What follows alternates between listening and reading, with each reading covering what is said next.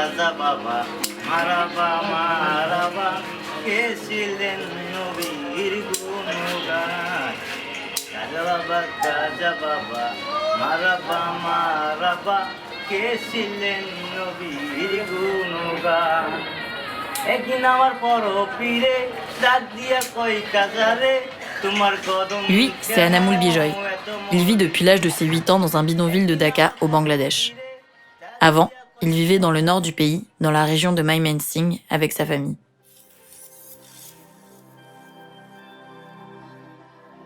Anamoul est chauffeur de rickshaw et vit comme des milliers d'autres personnes sur un terrain illégalement occupé. Son départ, c'est celui de milliers de gens poussés chaque année à l'exode. Une fuite en avant, souvent réfléchie, mais dont peu reviennent.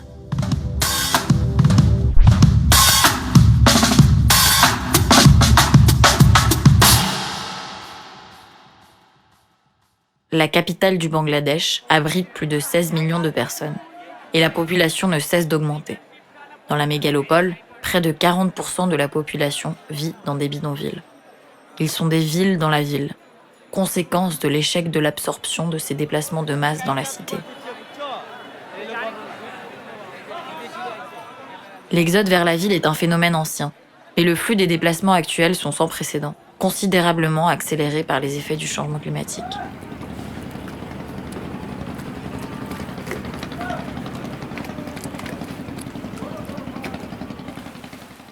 From my experience, when I have visited those climate-affected areas, what I came to know from the local people that moving out from their origin place is the least thing that they want to do.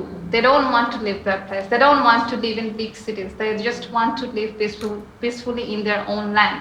That's their opinion is. But when there is no hope at some point, even mainly for riverbank erosion, when their land is has been taken away with the river, where they live, because their land is no more there. So as a consequence of that, they have to move out. For the people of Bangladesh, migration is an adaptation process to the impacts of climate change. Maybe before they used to have agricultural profession, they used to grow crops and things. But now when they're coming here, they have to pull rickshaw, or maybe they have to be a daily laborer. So the thing is totally changed, and the women maybe have to work as a domestic worker to other places. So it's a lot of psychological change, a psychological pressure for them, and at the same time economical, because living in big cities is expensive. And these families, they couldn't bring that much from the previous land. So that's how it's a lot of adaptation, not physical adaptation, but have to be a psychological adaptation for them. And sometimes the stress is nothing that they want. L'Organisation internationale des migrations estime que 70% de la population des bidonvilles de Dhaka aurait quitté sa région d'origine pour des causes environnementales. Si l'on réduit la perspective, si l'on s'approche des histoires personnelles, ce phénomène devient palpable.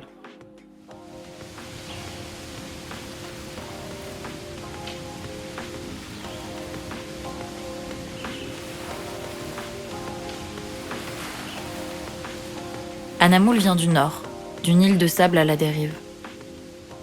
Chaque jour, l'érosion mangeait un bout de son île où il vivait parmi de nombreuses familles, de l'agriculture et de la pêche. Puis ce jour est venu où il est devenu impossible d'y vivre, voire d'y survivre. Son père décida de partir et de l'emmener avec lui travailler à la ville. 20 ans plus tard, il vit dans le bidonville de Korail, parmi quelques 40 000 habitants, soit la taille d'une ville française moyenne.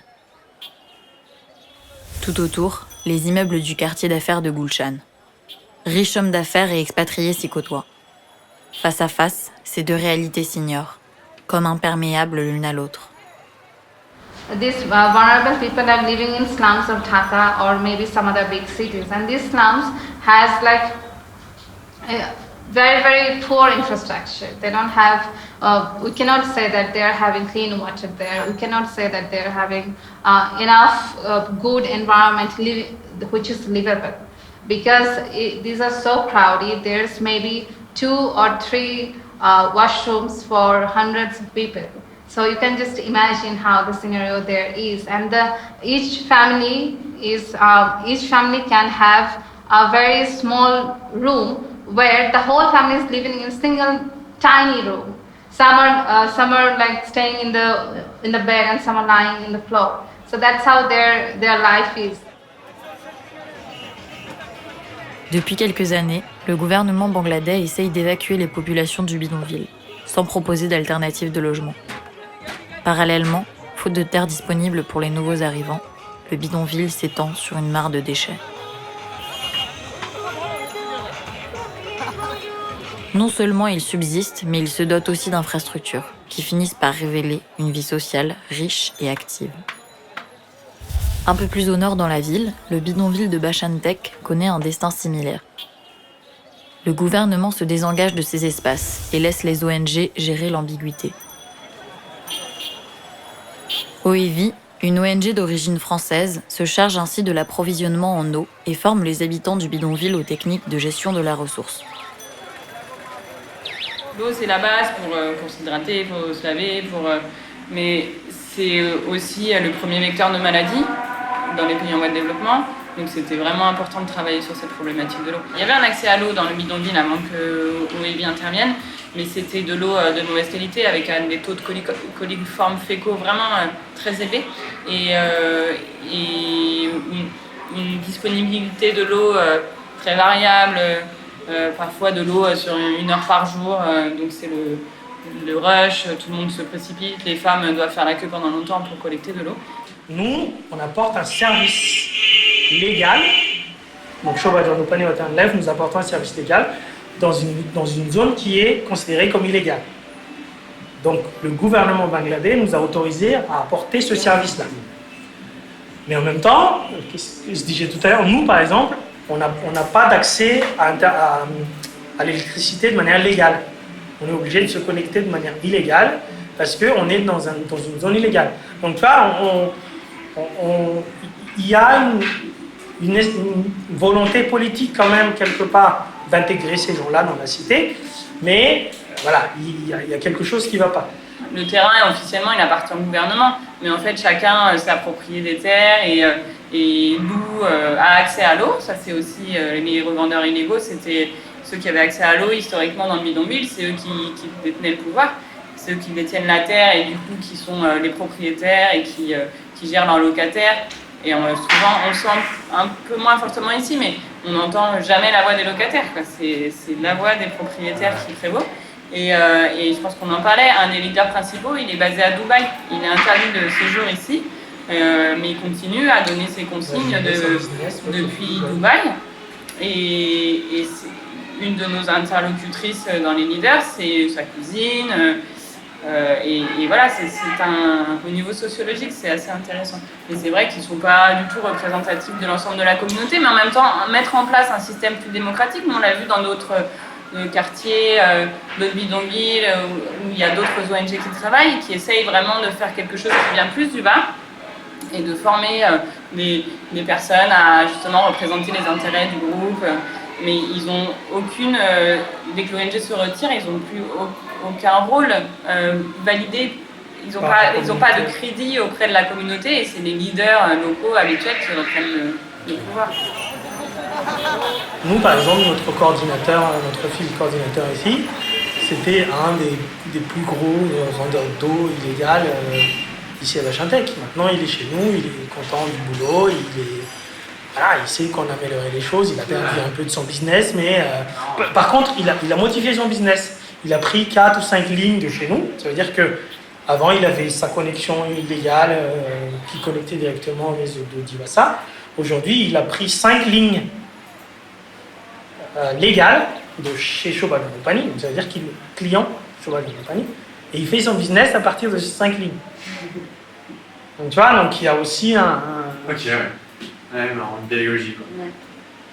Voilà, après, on a un peu... donc, ce qu'on se dit, c'est que tant qu'ils ne sont pas... donc là, par exemple, sur ce genre de choses, on ferme un peu les yeux parce qu'on se dit, tant qu'il n'y a pas trop de conflits d'intérêt entre son boulot et son business, c'est le jeu aussi, quoi. Parce qu'il faut que en fait, si tu fais pas ça, tu rentres en conflit avec les gars. Je pense que ce bidonville-là, il disparaîtra jamais. Même si on dit qu'il va être évincé, mais je pense qu'il disparaîtra jamais et que les gens, ils vivent là, ils vont vivre là. Il y a des gens en fait qui vivent là, qui ont leur travail normal, mais qui n'ont pas les moyens d'aller prendre un logement normal. Le gouvernement reste réfractaire à mener des vraies politiques d'installation, mais tolère la situation d'illégalité des habitants du bidonville, voire se repose sur les ONG pour gérer ces situations inextricables. Lors des crues du Buriganga, le fleuve du sud de la ville, les étangs et lacs naturels de Daka jouent un rôle indispensable dans la régulation et l'absorption du surplus d'eau. Les constructions anarchiques assèchent ces points d'eau et augmentent très largement les risques d'inondation. Ces mutations urbaines, qui ont cours dans les zones basses de la ville, fragilisent essentiellement les plus pauvres. La migration est un pari difficile. Partir. Mais pour trouver quoi ? Parfois, l'arrivée est plus hostile encore. Il existe des millions d'histoires qui racontent toutes à leur manière l'accroissement des flux de déplacés dus au réchauffement climatique, venus pour survivre et sans pouvoir se retourner. Anamul Bijoy, à 28 ans, est désormais conducteur de rickshaw et père de 3 enfants. Il gagne tout juste de quoi nourrir sa famille. Son destin synthétise celui des millions de femmes et d'hommes de l'Exode, les déplacés climatiques.